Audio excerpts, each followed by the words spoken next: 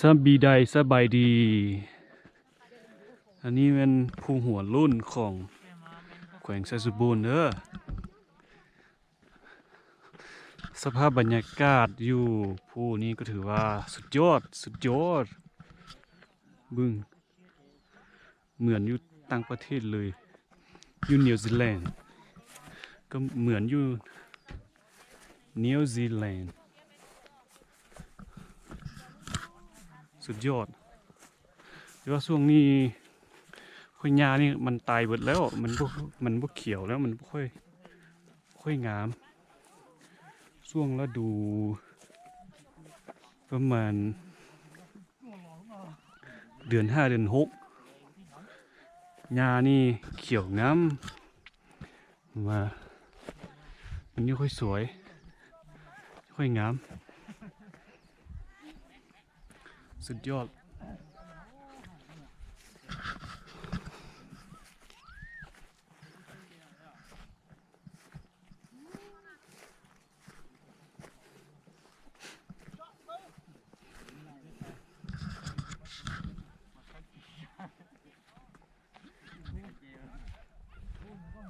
นี่เด้อฝั่งนี้เป็นตัวเมืองอนุวงศ์นี่มันตัวเมืองอนุวงศ์จะเห็นวิวสุดยอดเลย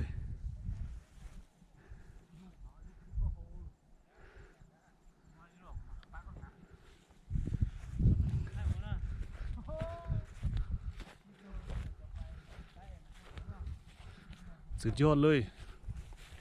มันก็สิมีภูมีผาอ้อม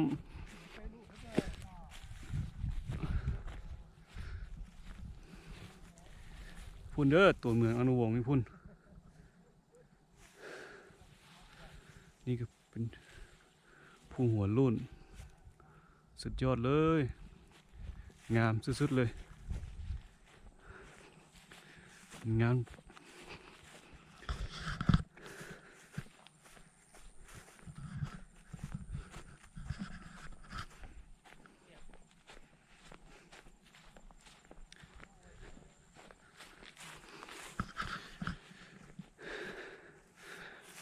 บรรยากาศในตอนเช้าและตอนแลงฮั่นคิดว่าอยู่นี่น่าจะสีสุดยอดเลยแหละตอนแลงตอนอันตะเวนสิตกนะตะเวนสิตกดินในตอน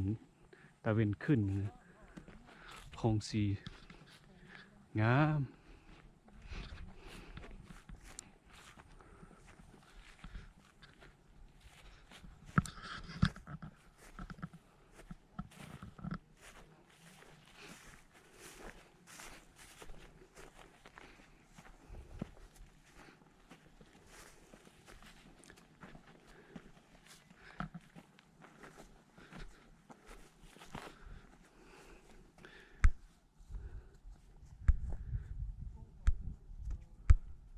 มึงเขาสิขึ้นไปภูน้อยนั้นจอมหั่นเขาว่าสูงกว่าหมู่ว่าซั่นสิขึ้นไป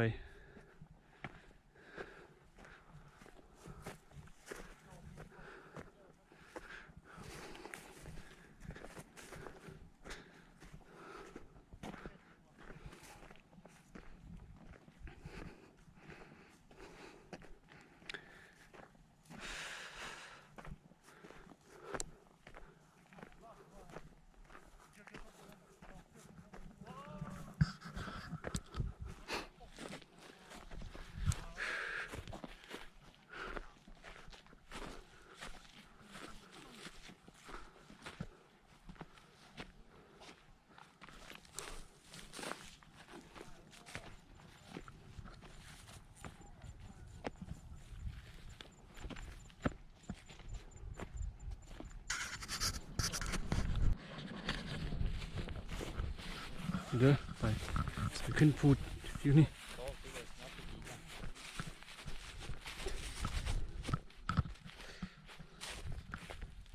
ธรรมชาติอยู่นี่ก็คือว่าใช้ได้เลยเด้องาม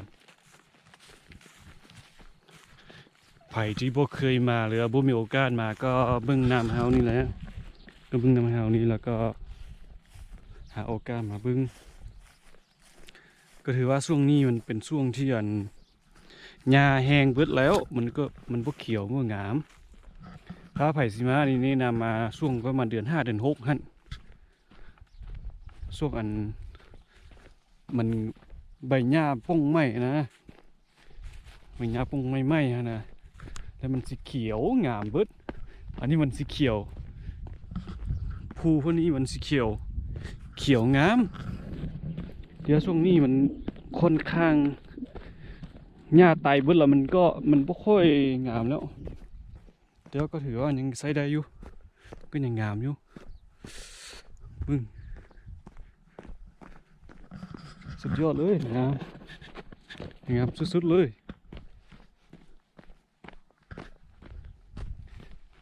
มันคือบรรยากาศคืออยู่ต่างประเทศอยู่นิวซีแลนด์บรรยากาศอยู่นี่มันก็จะประมาณนั้นแหละ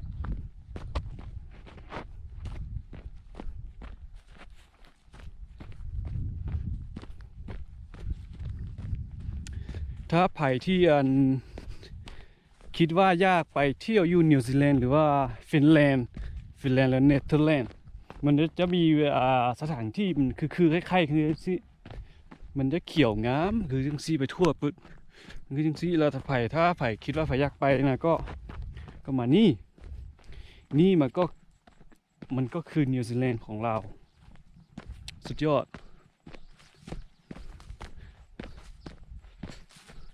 เบื้องทางที่เขาจะขึ้นปัดพุ่นลงไปขึ้นบึ้งว่าเป็นยังไงบึ้งบรรยากาศที่สวยงามอันนี้เขาเจ้าหาก็จูดไฟใส่นี่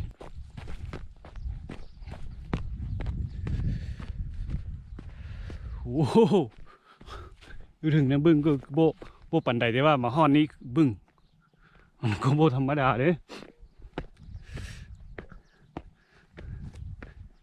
อยู่ฟังไกลๆบึ้งมันก็บ่ค่อยสานปันใดได้ว่ามาห้อนเลยโอ้ก็สุดยอดแต่ว่าก็อย่าบึ้งวิวก็ต้องขึ้นแล้วสิพาทุกคนไปบึ้งวิวเด้อวิวงามอยู่แขวงสะสมบูรณ์เฮานี้ว่าเป็นจังได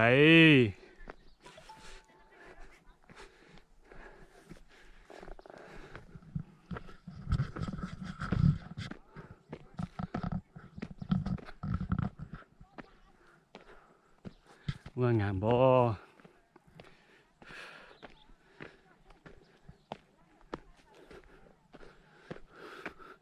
โอ้ก็โมเมนต์ธรรมดาเลย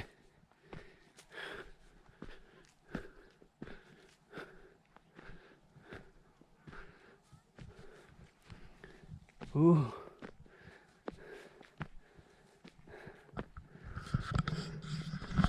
ลืมเมื่อยแล้วบรรยากาศบึ้งสุดยอดเลย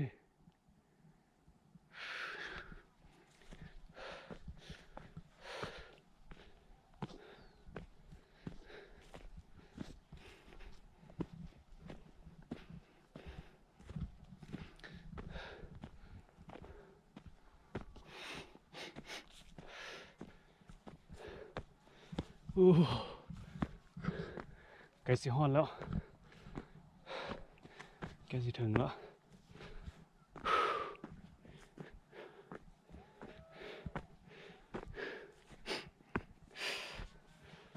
โอ้คนมือโอ้โอ้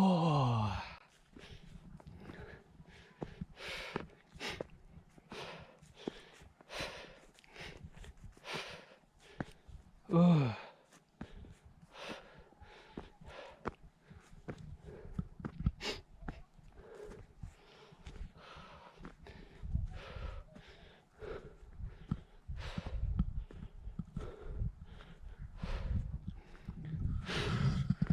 สุดท้ายก็มาฮอนแล้วบึ้งโอ้โอ้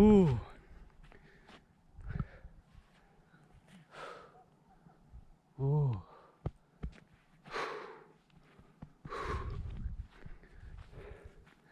คตรงามจุดนี้โคตรงามเลย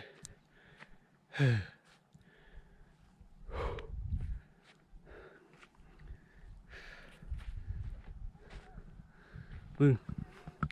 นี่ตัวเมืองอนุวงศ์อยู่พุ่น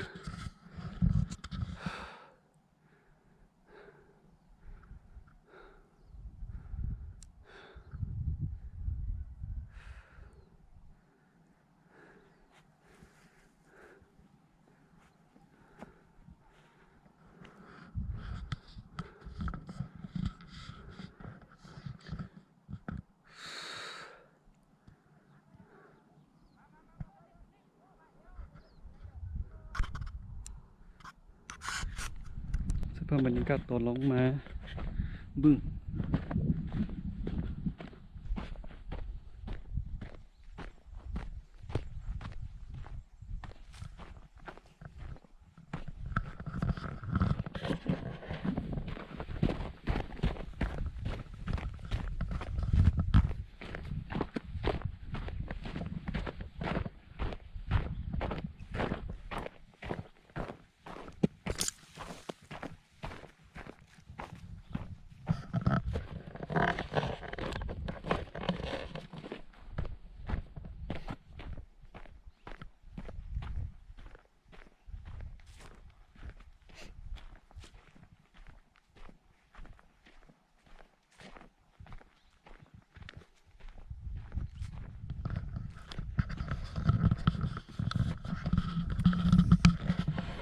ลงมาเลยดื้อ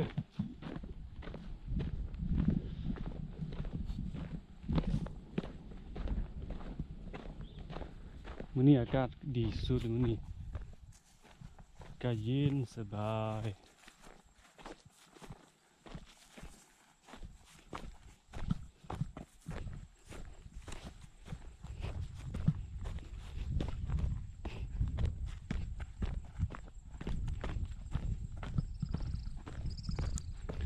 ใครมีผู้สาวก็พาผู้สาวมาโลเบิ้งที่นี่เด้อมาโลเบิ้งที่นี้คิดว่ามาตั้งแคมป์อยู่ที่นี่นี่คงสิคักแล้วมีเวลานี่สิพาผู้สาวมาตั้งแคมป์อยู่ที่นี่มานอนอยู่ที่นี่เบิ้งตอนตะเวนขึ้นและตะเวนตกเลยโอ้ยคิดว่าคงสิดีคงสิงามคงสิเยี่ยมเลย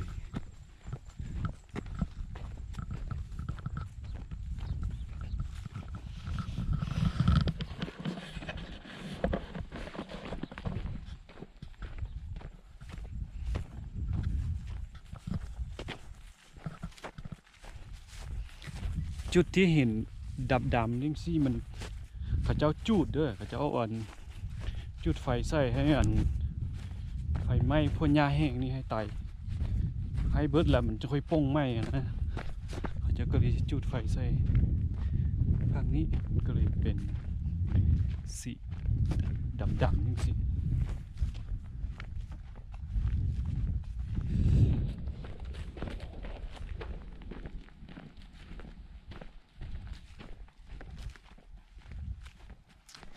คือจุดนี้เขาเจ้ายังบ่ได้จุดไฟใส่แล้วมัน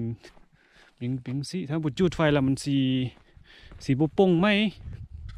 ถ้าจุดไฟแล้วมันสีป่งไหม้และหญ้าสีเขียวงามอีกถ้าบ่จุดแล้วมันสีเป็นจังซี่เลยมันก็สิป่งไหม้อยู่แต่ว่ามันก็สิท้ายมันเพราะหญ้านี่มันแห้งแล้วมันเน่าเบิดแล้วมันค่อยป่งไหม้นะถ้าบ่จุดเนี่ยเขาเจ้าก็เลยจุดพุ่น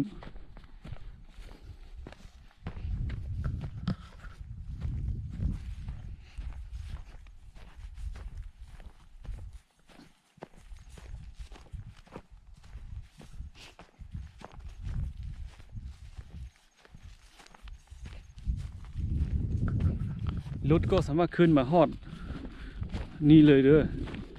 ไผ่ที่อันหนึ่งข้างคาว่าเดี๋ยวว่ามันสิสูงเกินหรือย่างขึ้นหรือสิเมื่อยนะไผ่ก็สิบอกให้ว่าแต่ก่อนนี่ค่อยบ่ฮู้กันแต่ว่าค่อยหาก็มาเทื่อเดียวเท่านี้